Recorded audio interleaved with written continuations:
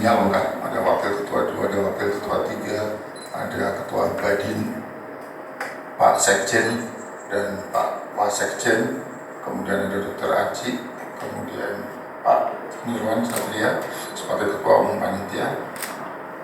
Pada kesempatan ini pertama-tama saya mengucapkan banyak terima kasih. Ini maka ada kriteria, salah satunya adalah dia pada waktu diperiksa hepatitis A, B, C, D, E-nya negatif. Nah, padahal kita tahu bahwa pada saat kita ingin memeriksa ini, tidak semua fasilitas kesehatan itu bisa memeriksa semuanya, bisa memeriksa A, B, C, D, E-nya. Sehingga kemudian kalau ada yang gejala-gejala yang itu belum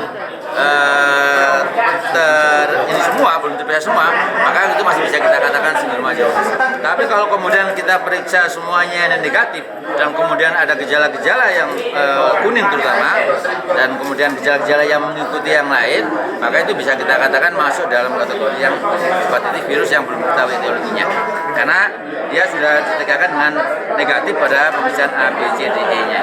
Untuk jumlah di Indonesia yang sudah terpapar hepatitis itu berapa? Kami belum mendapatkan ya. Saya kira nanti mungkin kita menunggu informasi dari Kementerian Kesehatan ya.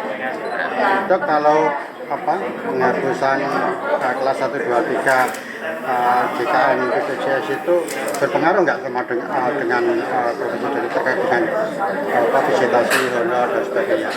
Jadi pada saat kita bicara JKN BPJS, maka di dalam satu komponen pembiayaan itu kita sebenarnya tergantung pada rumah sakit. Jadi tidak kemudian di dalam satu komponen itu, oh sekian untuk dokter, nggak ada. Jadi kalaupun sekarang ada perubahan-perubahan terkait dengan kelas ataupun apapun itu, sebenarnya nanti karena kita adalah bagian dari SDM kesehatan yang ada di dalam fasilitas kesehatan, maka sebenarnya itu yang tidak kemudian kalau ada naik pasti akan dokternya naik, tidak secara otomatis. Makanya ID sekarang yang ingin kita perjuangkan di dalam terkait dengan tarif ya, terus kemudian terkait juga dengan haknya dokter, maka ini kita perjuangkan.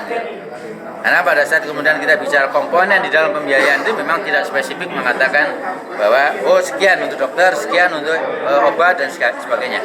Karena itu menjadi satu include, menjadi satu grouping di dalam pembiayaan. Mendukung ya Pak? Bukan dari pihak itu mendukung?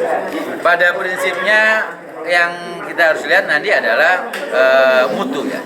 Selama mutu untuk pasien, pelayanan maksudnya pelayanan kesehatan itu mutunya masih bisa optimal, masih bisa sesuai ya, maka saya kira kita menunggu. Tapi kalau kemudian itu akan menurunkan mutu pelayanan kesehatan, menurunkan mutu dari pelayanan kita berikan kepada pasien ya, maka tentunya kita tidak berharap seperti itu. Jangan sampai masyarakat Indonesia mendapatkan standar pelayanan minimal, tapi kita harus memberikan standar pelayanan yang optimal kepada masyarakat Indonesia itu. Tapi ada kemungkinan itu mempengaruhi nggak sih dok? Sangat mempengaruhi. Itu akan bisa mempengaruhi. Jadi kita bicara sekarang grouping di dalam pembiayaan, kita bicara tentang real cost, kita bicara komponen-komponen pembiayaan yang juga harus diperhatikan. Sehingga kalau kita bicara sekarang adalah pembiayaan di dalam jaminan kesehatan nasional, maka benar-benar harus diperhatikan standar mutu. Itu yang harus diperhatikan. Gitu. Jangan sampai nanti kemudian masyarakat yang akan dirugikan atau pasien yang dirugikan. Jangan lupa follow, like, dan subscribe sosial media Tribun Jateng.